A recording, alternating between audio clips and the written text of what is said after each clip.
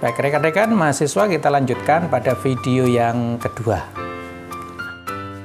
Sosiologi ekonomi itu bisa dinyatakan sebagai pendekatan sosiologis yang diterapkan ya pada fenomena ekonomi. Ya, pendekatan sosiologis yang diterapkan pada fenomena ekonomi. Nah, apa maksudnya? Pendekatan sosiologis itu bisa ya, beberapa hal yang melekat pada disiplin ilmu sosiologi. Misalnya adalah teori-teori yang ada di dalam sosiologi, kemudian konsep-konsep yang ada dalam sosiologi, termasuk diantaranya adalah variabel. Nah, hal-hal yang ada di dalam ilmu sosiologi itu kemudian kita gunakan untuk melihat pada fenomena ekonomi. Taruhlah fenomena ekonomi itu ada produksi, ada konsumsi, dan juga distribusi, dan beberapa komponen-komponen lain dalam tindakan ekonomi. Ya, sebagai contoh, nah, membeli sesuatu itu bagian dari fenomena ekonomi. Ya, seperti yang kemarin kita sampaikan, seorang individu itu kalau menggunakan kacamata ekonomi pasti berdiri di atas dua kaki. Kaki yang pertama sebagai produsen dan yang kedua sebagai konsumen.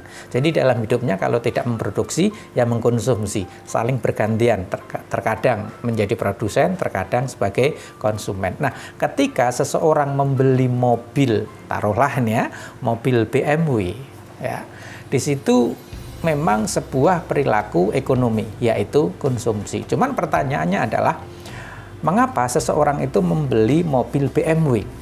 Oh, ternyata dia membeli mobil BMW karena pengen meniru siapa ini? Raffi Ahmad dan Gigi, siapa ya istrinya itu ya. Nah, di situ ada satu hal yang dapat dijelaskan dengan menggunakan teori sosiologi. Misalnya apa? Teori imitasi. Seseorang ketika melakukan sesuatu itu berupaya untuk meniru orang yang lain, kelompok yang lain, individu yang lain yang misalnya kita istilahkan sebagai trendsetter atau sebagai reference group. Nah, itu bagian dari ilustrasi bagaimana teori dalam sosiologi itu kita gunakan untuk menjelaskan perilaku ekonomi yang tadi kita contohkan ketika seseorang membeli mobil yang mewah. Karena apa? Karena dia pengen meniru seorang tokoh. Atau misalnya ketika saudara nanti membeli mobil Lamborghini atau Bugatti ini ya, karena apa? Karena saudara punya tokoh atau idola, yaitu Ronaldo yang jago bola gitu kan. Nah, itu bagian dari atau contoh kecil dari penggunaan teori dalam sosiologi untuk menjelaskan perilaku atau tindakan ekonomi. Tentu masih banyak contoh yang lain yang nanti akan kita pelajari lebih lanjut.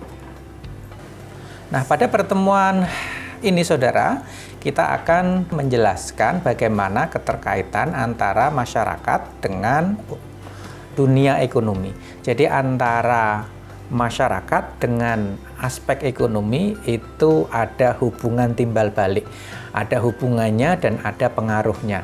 Jadi masyarakat itu menentukan bagaimana kegiatan ekonomi dilakukan. Demikian pula sebaliknya, kegiatan ekonomi itu juga nanti akan menentukan bagaimana perilaku masyarakat. Ya, kita beri contoh sebagaimana yang tampak di dalam video. Umat Islam ketika menjalankan ibadah Idul Adha, mereka menyembelih bisa kambing, bisa sapi. Nah, kalau dalam contoh ini adalah menyembelih sapi. Itu artinya apa? Masyarakat mempunyai kebutuhan terhadap hewan korban, baik itu kambing maupun sapi. Nah, karena masyarakat itu membutuhkan adanya hewan korban tadi itu, maka kemudian ini membentuk bagaimana kegiatan ekonomi berlangsung. Contoh di dalam video ini adalah kemudian banyak bermunculan kegiatan ekonomi yang berupaya untuk memenuhi kebutuhan masyarakat. Di antaranya adalah dengan dibukanya ternak hewan kurban, bisa itu kambing, bisa itu sapi, kerbau, dan sejenisnya. Mungkin kalau di Arab Saudi sana termasuk juga onta kali ya. Nah, itu contoh bagaimana kegiatan ekonomi yang ada hubungannya dengan kebutuhan masyarakat, atau kegiatan yang ada di masyarakat itu berhubungan mempengaruhi dengan kegiatan atau sektor ekonomi. Demikian pula sebaliknya, saudara ya. Nah, kalau di dalam contoh ini misalnya ada kegiatan ekonomi yaitu memproduksi handphone. Nah, kemudian di sini ada masyarakat. Nah, ketika aspek ekonomi atau kegiatan ekonomi ini kemudian dibarengi dengan kegiatan advertising, periklanan dan seterusnya, dia mengiklankan handphone yang diasosiasikan dengan seseorang yang sudah sukses, ya kan, menggunakan handphone merek tertentu, kemudian diiklankan sedemikian rupa menggunakan media, menggunakan bintang iklan sedemikian rupa, maka kemudian masyarakat tergoda. Ya. Misalnya saudara yang tergoda untuk menggunakan handphone ini, maka kemudian saudara membeli handphone yang diproduksi oleh sektor ekonomi ini. Nah, itu artinya apa? Bahwa kegiatan ekonomi atau sektor ekonomi ada keterkaitannya dengan perilaku masyarakat. Yang berikutnya saudara akan kita bahas beberapa tokoh sosiologi, termasuk di dalamnya sosiologi ekonomi. Ya. Jadi pada dasarnya tokoh-tokoh tersebut ada yang berangkat dari filsafat, ada yang berangkat dari sosiologi, tetapi beberapa bagian dari kajiannya itu menghubungkannya dengan aspek ekonomi. Yang pertama adalah Max Weber. Salah satu karya yang terkenal dari Weber adalah The Protestant Ethic and the Spirit of Capitalism. Nah, salah satu kutipan yang menarik yang bisa kita sampaikan di sini adalah ketika Weber mengatakan bahwa tindakan ekonomi itu adalah sosial, ya, dan melibatkan makna serta melibatkan kekuasaan.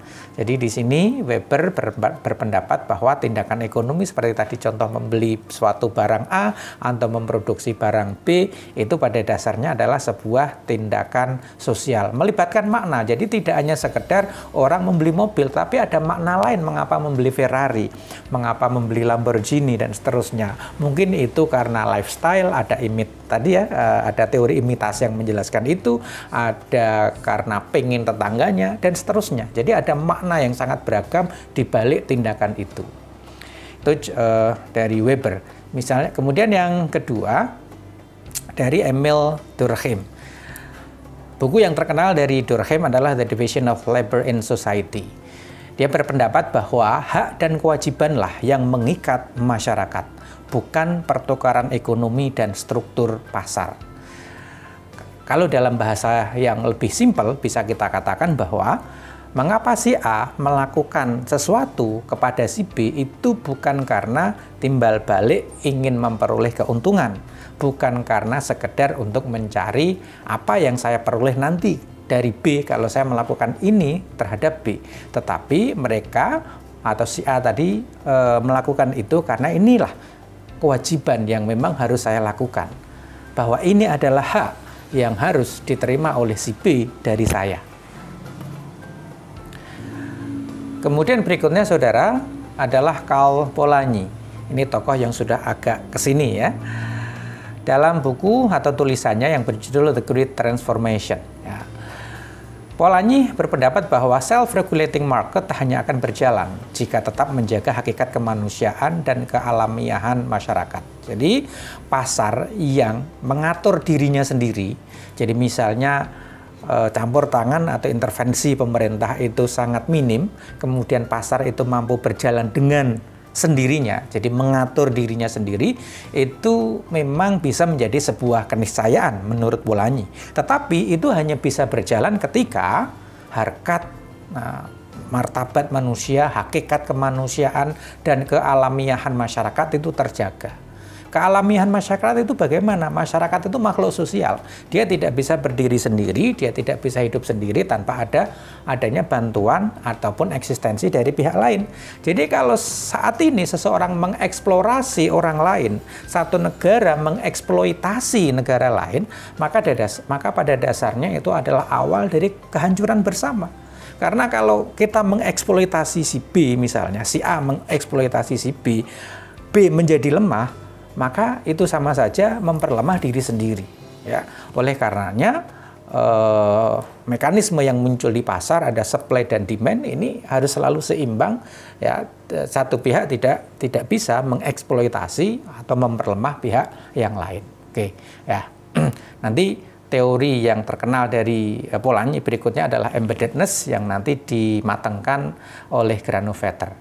Baik, kemudian yang yang berikutnya rekan-rekan mahasiswa, ada satu tokoh dari akademisi Muslim yang kita nukil di sini adalah Ibnu Khaldun. Buku yang terkenal dari beliau adalah Al-Muqaddimah yang kali pertama diterjemahkan dalam bahasa Prancis yang berjudul The Prologue Mena.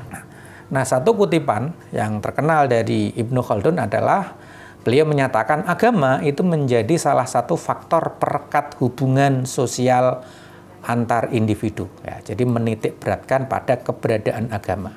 Nah, yang selanjutnya oleh Ibnu Khaldun ini lazim disebut dengan istilah asobiyah, ain, sod, ba, ya, ta marbutoh ya, asobiyah.